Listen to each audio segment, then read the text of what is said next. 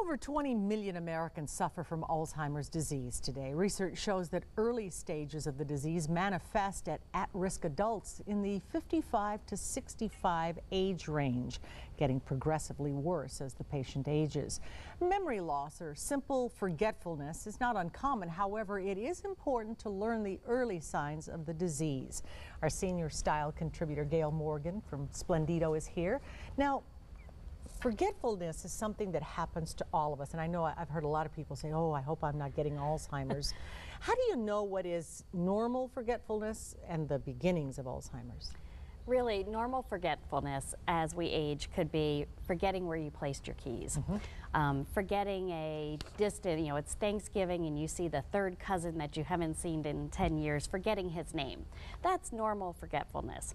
However, forgetting what keys are used for. When you see a set of keys, not really being able to connect and forgetting what the purpose of the keys is, or seeing a child, an aunt, a grandparent, and forgetting their name would definitely be a sign of dementia or Alzheimer's. And 55 to 65 seems a little young.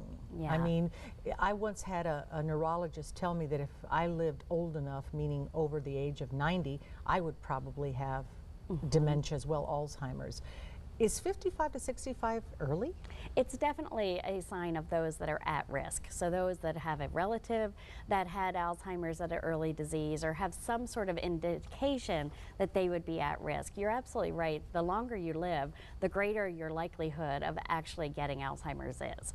But in that younger population, it really does define an at risk. But these warning signs apply to anyone of any age. So even a 75-year-old who can't remember the purpose of the set of keys, that's still a sign of Alzheimer's. And there are other changes, correct? Definitely. Global personality changes. When you find yourself saying, boy, that's out of character, that's just not like him. Somebody's whose personality changes. Perhaps they become apathetic about an activity they always enjoyed. Or in a social setting, they may be anxious, nervous, sometimes even afraid in a social setting that they typically would have enjoyed. Sometimes their grooming changes. They are no longer as interested in getting their hair done, brushing their teeth. So if you see a personality change that's obvious, that too is a sign. Also a speech change and also basic mathematics like balancing your checkbook. Yes, mathematics is one of those aha moments that as families look back, they go, my gosh, mom had trouble balancing the checkbook, dad couldn't pay the bills, suddenly the bills were in arrears, even getting lost because they can't navigate a map or a route somewhere that's typically well known. So math skills is a really good early indicator. So if in fact you're seeing some of these changes in a parent, what should you do? I think there's really three things to do. First of all, if you're starting to notice changes, make note, keep a log, document what changes you're seeing, when they occur. So what situation and what behavior is it that you're really seeing change? While you're doing that, find a physician. Talk to your family physician, that person's physician, ask around.